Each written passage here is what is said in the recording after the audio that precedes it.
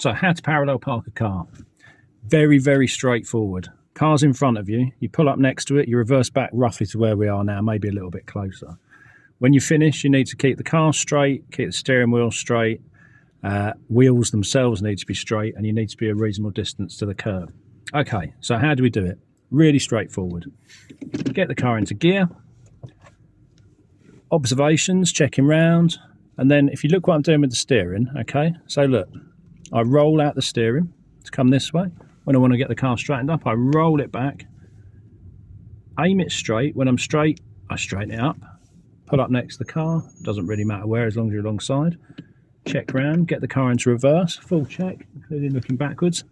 When I go backwards, I just do what I did when I went forwards. So I start coming back, I start rolling the steering in, I'm checking around as I do it, and then once I've got the car tucked in a little bit, I'll start rolling the steering back in the other direction whilst checking around, a little bit of adjustment to get me closer to the curb, and then once I get to straight ahead, straighten the wheel up and stop. Park the car, done. It really is as simple as that. So remember, you roll the steering in each direction.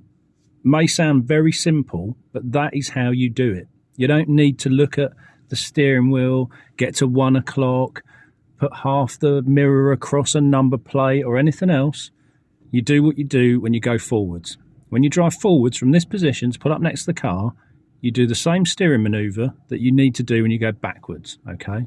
And just make sure when you get the car straight, you actually straighten your steering up, because most people's mistake is that they get the car straight when they're going backwards, but they don't take the lock off. They leave the lock on and then the car starts going in a direction they didn't expect it to. Whereas when you're going straight, you always put the car straight. It's just the way you do it. You put the steering straight once you get the car straight.